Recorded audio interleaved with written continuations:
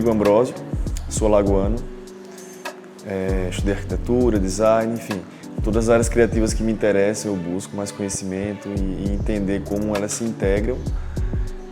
O convite para atuar no Mato Grosso do Sul, na região pantaneira, ocorreu como referência que a gente tinha com Alagoas. Na verdade, a gente criou um case de sucesso com Alagoas feita à mão e chamou a atenção do governo do Mato Grosso do Sul para a gente começar um primeiro movimento, que foi através de uma palestra, o Mergulho Profundo, que a gente lançou. E a partir daí a gente pensou formas de potencializar o feito à mão sul-mato-grossense, e inicialmente a gente foi em algumas associações, alguns grupos produtivos, e depois começou a acessar e a se conectar com as etnias. Caduel, Quiniquinal, Terena, mas ainda falta muito, falta os guatós, falta a viola de coxo para a gente referenciar e muita cultura pantaneira. Poder passear, poder voar pelo Brasil é um privilégio para nós brasileiros, porque eu acredito que tudo há um motivo para acontecer. Então, pelo fato de eu ter nascido e morar no Brasil, me permite passear, voar, enfim, desenvolver projetos em todas as regiões. Então, até um amigo, o Simões, comentou sobre como as águas, né, de sair das águas de Alagoas para as águas do Mato Grosso do Sul. A gente já vem fazendo outros projetos, outras imersões, como no Piauí, a gente fez projetos no México, na região do Nordeste também, a gente criou o grupo Design Armorial, inspirado na obra do Suassuna. Então, eu não tenho muito essa de criar limites, nem com a minha produção, né? Como eu falei no início, onde acaba a arquitetura, onde começa o design, onde entra a arte. Então, assim, eu não tenho nem essas fronteiras na minha produção, muito menos territorial, assim. Obviamente que é com muito respeito tudo. A gente está adentrando outras etnias, a gente está acessando outras aldeias, porque a gente também tem que se considerar que mora nas nossas aldeias, são aldeias urbanas. E quando você consegue se conectar com todo o respeito, com toda a reverência ao que já foi criado, essas matrizes originárias,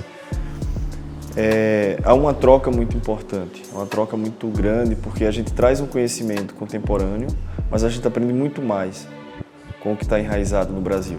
Inicialmente, eu não sabia que o Pantanal, inserido no Mato Grosso do Sul, que é a maior parcela, né, são 70% do bioma, o bioma mais preservado do mundo, a maior planície alagada do planeta, tinha tantas etnias, né? A gente vê muito a Amazônia como o grande preservador, digamos assim, das etnias, dos povos originários, mas o Pantanal tem uma proteção muito grande, tem uma parcela muito grande dessas etnias vivas. Inclusive, a gente foi em algumas aldeias, Caduel, Terena, e os Quiniquinal, eles já tinham sido dado como extinto uma época, né? Houve um resgate dessa etnia de povos que ainda se mantinham lá. E assim, se isso é uma surpresa até para alguns que já moram lá que não conheciam, imagine para quem não é de lá, né? Saber de todas essas etnias, essa profusão de saberes. E acontecem coisas muito curiosas. Por exemplo, nos Caduel, quando a gente chegou, a gente percebeu que as mulheres falam um idioma próprio, os homens falam outro idioma próprio, eles entendem o que cada um fala, mas para eles se comunicarem é um outro idioma. Então você imagina, numa aldeia tem 3 idiomas sendo falados, aí a pintura corporal é uma linguagem gráfica, a pintura, aqui o Caduel, a pintura dos artefatos tem uma outra linguagem gráfica. Imagina o grau de complexidade dessa sociedade, né? E que quando teve as invasões, né, dos europeus na época, eu acho que eles não tinham minimamente a noção do grau de sofisticação que uma aldeia, uma etnia dessa tinha, né?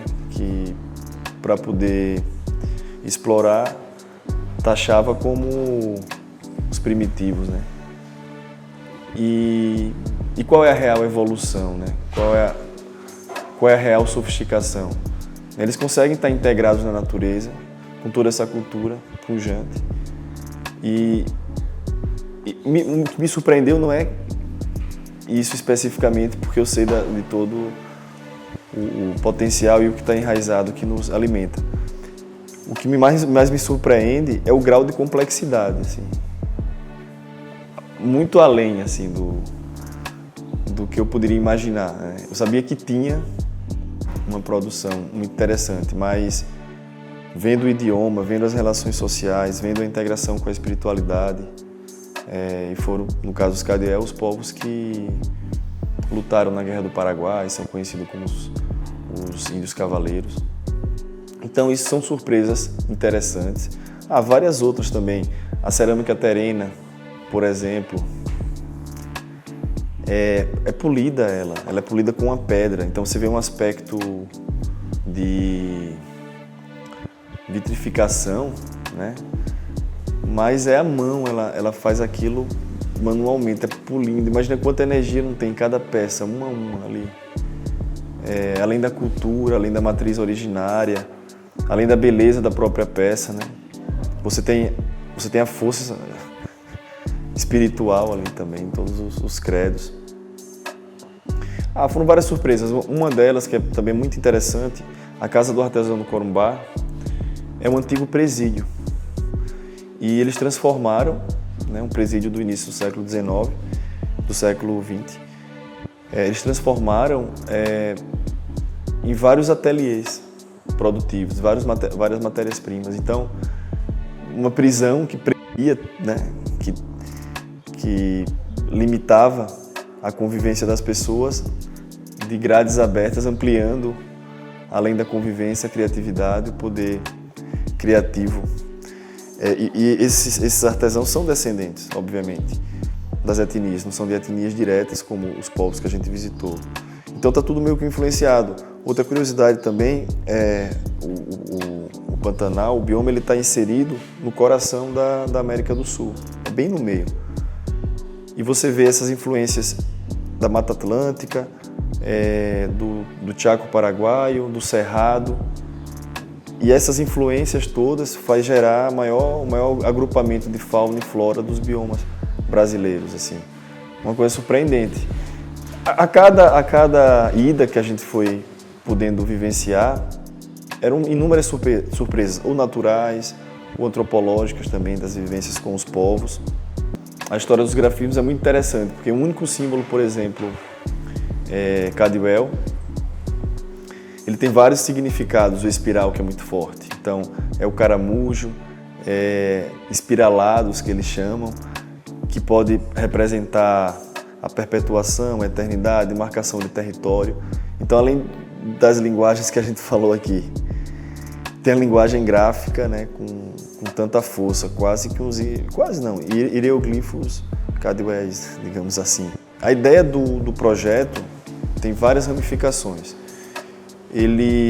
Inicialmente, a gente faz as vivências, a gente reinterpreta junto com eles o que é que já está sendo produzido, até porque, por mais que você respeite as tradições e as matrizes originárias, novas tradições nascem todos os dias, né, entre essas relações. Então, a partir dessas vivências, a gente fez belas imagens, bons editoriais, juntamos com poesias de nativos do Mato Grosso do Sul, como o Missata, o Manuel de Barros, por exemplo. E a gente, para fazer esse recorte do ato 1, que a gente chama, lançou o livro A Pantaneira, a exposição aqui em Tiradentes também.